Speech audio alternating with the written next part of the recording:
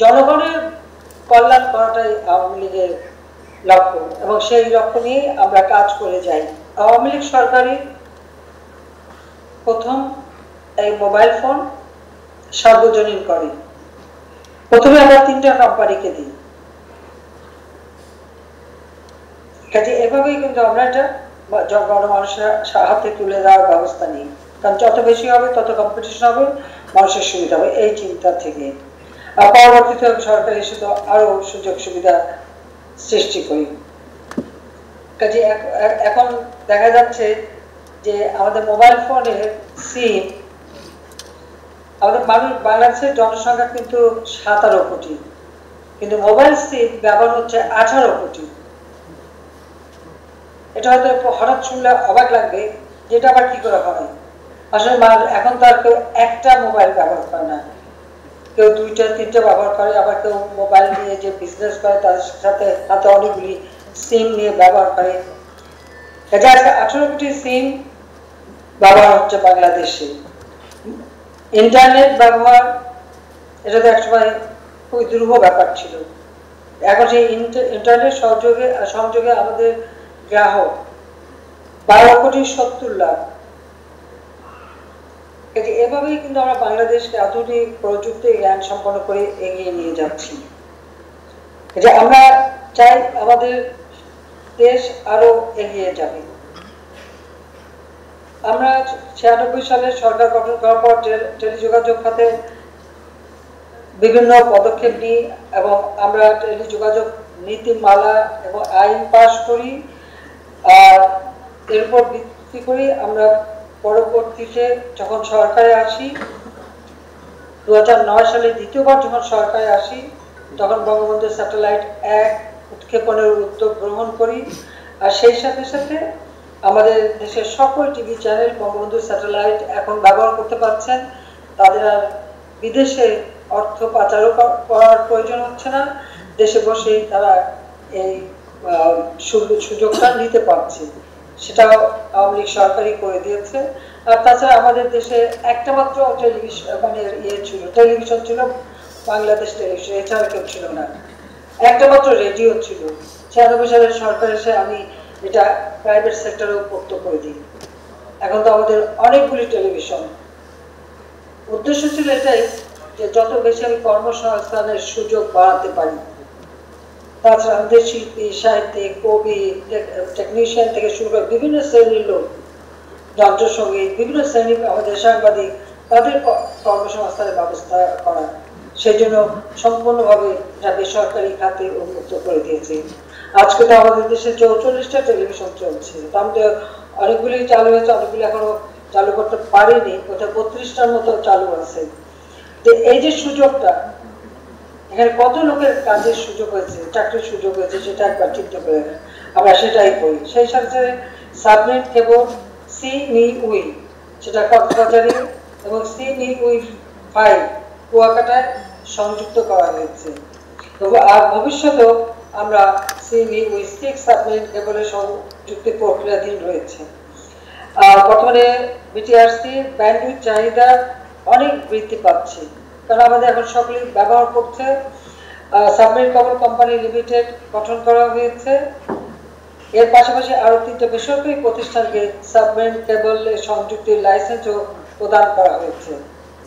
সারা দেশে optical fibre বিস্তৃতি হয়েছে প্রায় 1,60,348 কিলোমিটার।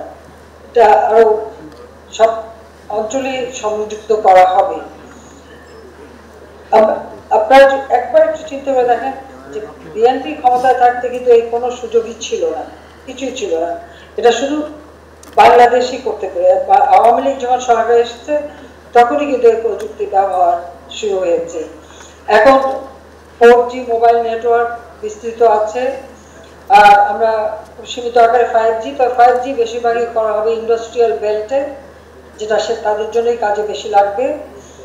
আর ইন্টারনেট ব্রডব্যান্ড সেবায় এক দেশ এক রেটও চালু করা হয়েছে এবং অত্যাধুনিক স্মার্ট ফিচার মোবাইল হ্যান্ডসেট উৎপাদন ও সংযোজনের লক্ষ্যে 16টা প্রতিষ্ঠান স্থাপিত হয়েছে এবং মেড ইন বাংলাদেশ ব্র্যান্ডের মোবাইল হ্যান্ডসেট ও ল্যাপটপ এখন আমরা বিদেশেও রপ্তানি হচ্ছে, কারণ আমরা 100টা অর্থনৈতিক অঞ্চল গড়ে তুলছি, সেখানে অনেক বিদেশি বিনিয়োগকারী আসছে এবং সেখানে তারা এগুলি আমাদের দেশে তৈরি করছে এবং বিদেশে রপ্তানি করছে। বাংলাদেশের উন্নয়ন অগ্রযাত্রায় বিটিআরসি অন্যতম অংশীদার। 2011 থেকে 2023 এই 12 বছরে বিটিআরসি শুধু তরঙ্গ বরাদ্দ দিয়ে রাজস্ব আয় করেছে 4.83 বিলিয়ন মার্কিন ডলার। টেলিযোগাযোগ ও তথ্য প্রযুক্তির খাতের উন্নয়নের ফলস্বরূপ বাংলাদেশ অর্জন করেছে WSIS পুরস্কার 2021, ITU টেলিকম অ্যাওয়ার্ড 2018, উডসা অ্যাওয়ার্ড 2021, অ্যাসোসিও লিডারশিপ অ্যাওয়ার্ড 2021। বেশ কিছু আন্তর্জাতিক সম্মাননা এবং পুরস্কার বাংলাদেশ অর্জন করেছে। আমি এই জন্য বিআরটিসিকে আন্তরিক অভিনন্দন জানাচ্ছি, যারা এখানে কর্মরত তাদের সবাইকে। আর আগারগাঁও প্রশাসনিক এলাকায় প্রায় 1 একর ভূমির উপর নির্মিত বিটিআরসি ভবন, এটাও আপনারা কিছুক্ষণ আগে দেখেছেন, চমৎকার মানে আর্কিটেক্ট এবং একটা আইকনিক ভবন তৈরি করা হয়েছে। আমার বিশ্বাস যে আজকে আমাদের দেশে এই যে জনগণের সেবা, এটা আরো গতিশীল হবে এবং আরো দক্ষতার সাথে করা হবে।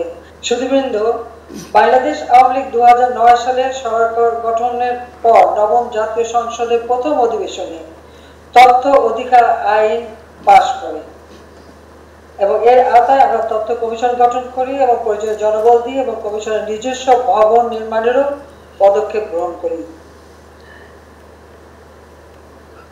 কারণ 96 থেকে 2001 মেয়াদে আমরাই বেসরকারি টেলিভিশনের দ্বারা মুক্ত করেছি। বাংলাদেশ টেলিভিশন, বিটিভি ওয়ার্ল্ড এবং সংসদ টেলিভিশনের পাশাপাশি যে 44টা বেসরকারি টেলিভিশন চ্যানেল আমরা দিয়েছি, 22টি FM রেডিও এবং 32টি কমিউনিটি রেডিও, 14টি ILP টিভি সহ অসংখ্য সংবাদপত্র, অনলাইন পোর্টাল অনুমোদন দেওয়া হয়েছে এবং বাংলাদেশ সাংবাদিক কল্যাণ ট্রাস্ট, সেটাও আমরা প্রতিষ্ঠা করেছি, তার জন্য সিট বানিয়েও দিয়েছি। জাতীয় অনলাইন গণমাধ্যম নীতিমালা 2017, জাতীয় সম্প্রচার নীতিমালা 2014 সহ বিভিন্ন আইন ও নীতিমালা প্রণয়ন করে এগুলি আইন এবং নীতিমালার আওতায় এনে জনগণের সেবা আরো সহজলভ্য, সেটা আওয়ামী লীগ সরকার করে দিয়েছে। ফলে সেই সাথে মানুষের কর্মসংস্থানও বৃদ্ধি পেয়েছে। ডিজিটাল বাংলাদেশ গড়ে তুলব আমাদের 2008 নির্বাচনী ইস্তাহারে এটা আমাদের একটা অঙ্গীকার ছিল এবং আমরা রূপকল্প 2021 ঘোষণা করি এবং ডিজিটাল বাংলাদেশ গড়ে তোলার ঘোষণা দিই। আজকের বাংলাদেশ কিন্তু ডিজিটাল বাংলাদেশ। বিশেষ করে কোভিড-19 অতিমারীর সময় এই যে ডিজিটাল সংযোগ ছিল বলে আমাদের যেমন সহজ হয়েছে সরকারি কার্যক্রম পরিচালনা করতে, বেসরকারি খাতে ব্যবসা বাণিজ্য পরিচালনা করতে, এবং আজকে ফ্রিল্যান্সাররা একেবারে তার গ্রামে বসে বিদেশেও কাজ করে অর্থ উপার্জনেরও সুযোগ পাচ্ছে। এটা একটা বিরাট অর্জন আমি মনে করি। আমরা প্রথমে এখন প্রায় 8,443টি ডিজিটাল সেন্টার সমগ্র বাংলাদেশ ব্যাপী। প্রথমে আমরা প্রতি ইউনিয়নে একটি করে ডিজিটাল সেন্টার নির্মাণ করি। প্রথমে এটা তথ্য প্রযুক্তি সেন্টার নাম দিয়েছিলাম, পরে এটাকে ছোট করে ডিজিটাল সেন্টার নাম দিয়েছি। তাছাড়া এখন আমাদের সরকারি অফিস, আদালত সব জায়গায় কিন্তু ডিজিটাল সিস্টেম চালু হয়ে গেছে। তাছাড়া আমাদের যে পোস্ট অফিসগুলি ছিল, একসময় মনে হয়েছিল মোবাইল ফোন বা এর মাধ্যমে বা ইন্টারনেটের জন্য বোধহয় পোস্ট অফিসগুলি অকেজো হয়ে যাবে। তখন আমি সিদ্ধান্ত নিয়েছিলাম প্রত্যেকটা পোস্ট অফিসকে ডিজিটাল সেন্টার করা হবে। এখন 8,500টি এই সেন্টার নির্মাণ করা হয়েছে এবং ইউনিয়ন পর্যায় পর্যন্ত অপটিক্যাল ফাইবার সম্প্রসারণ করা হয়েছে। তাছাড়া 35,256টি ওয়েবসাইট সম্বলিত বিশ্বের বৃহত্তম ওয়েব পোর্টাল তথ্য বাতায়ন, আমরা নাম দিয়েছি তথ্য বাতায়ন, সেটাও চালু করা হয়েছে। আমরা বিশ্বের সব থেকে আধুনিক এবং সর্ববৃহত্তম ওয়েব পোর্টাল এটা আমরা প্রতিষ্ঠা করেছি। 13 তলা বিশিষ্ট তথ্য কমিশনের নতুন ভবনে সকল আধুনিক সুবিধার ব্যবস্থা রাখা হয়েছে। এখানে সারা দেশে নিয়োজিত দায়িত্বপ্রাপ্ত কর্মকর্তাগণকে প্রশিক্ষণ নিতে পারবেন। আবাসিক সুবিধার জন্য ডরমিটরি নির্মাণ করা হয়েছে। কাজে সব ধরনের সুযোগ সুবিধা আমরা ইতিমধ্যে আপনাদের জন্য করে দিয়েছি। তথ্য পাওয়া এবং তথ্য চাওয়া এটা তো মানুষের অধিকার। সেই অধিকারটা নিশ্চিত আমরা করতে পেরেছি। এখন মানুষ কোনো তথ্য চাইলে সেটা পেতে পারে, কারণ আওয়ামী লীগ জনগণের জন্য কাজ করে। আওয়ামী লীগের কোনো রাগ ঢাক কিছু নেই, কোনো তথ্য ফাঁস হয়ে যাবে সেটার কোনো চিন্তা আমাদের নাই। আমরা যা করব সম্পূর্ণভাবে জনগণকে জানিয়ে জনগণের সাথে সম্পৃক্ত থেকে জনগণের কল্যাণ করাটাই আওয়ামী লীগের লক্ষ্য, এবং সেই লক্ষ্য নিয়ে আমরা কাজ করে যাই। সংবাদ, ফিচার ও অনুষ্ঠানের জন্য ভিজিট করুন সংবাদ প্রকাশের ওয়েবসাইট এবং যুক্ত থাকুন ফেসবুক পেজ ও ইউটিউব চ্যানেলের সঙ্গে।